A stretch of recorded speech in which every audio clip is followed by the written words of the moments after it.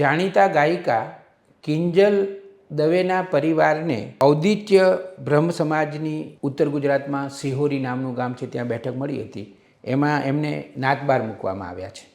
2025માં પણ હજી આવું બની શકે છે, એની આપણને નવાઈ લાગે, પણ એવું બન્યું છે. હવે એનું કારણ કેવું છે?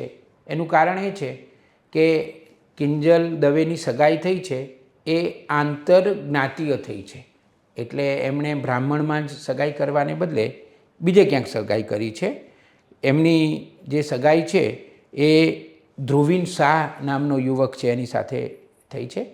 કિંજલ દવે અને ધ્રુવીન શાહ એકબીજાને લાંબા સમયથી ઓળખતા હતા અને આ જે ધ્રુવીન શાહ છે એક સફળ બિઝનેસમેન છે અને ગુજરાતી ફિલ્મો અને કન્ટેન્ટ માટેની એક લોકપ્રિય એપ્લિકેશન છે જોજો એપ્સના એ સ્થાપક છે. મિત્રો, નવાઈ લાગે એવી વાત છે નહીં? હવે આવું 2025માં શોભે ખરું? એ બરાબર છે કે એમણે એમના સમાજમાં કે એમની જ જ્ઞાતિમાં પાત્ર પસંદ કર્યું હોત તો બ્રહ્મ સમાજને વાંધો નહોતો, પરંતુ આ બધી વ્યક્તિગત બાબતો છે. કોની સાથે લગ્ન કરવા એ એકદમ વ્યક્તિગત બાબત છે.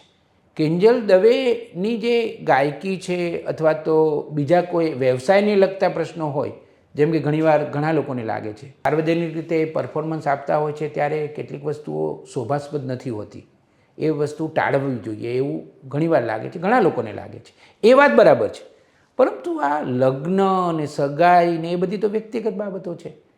એમાં એનો વિરોધ કરવો એ મને લાગે છે કે સારું નથી. અને એમાંય એમને નાતબાર મૂકી દેવા એ તો બિલકુલ શોભે નહીં એવી વાત છે.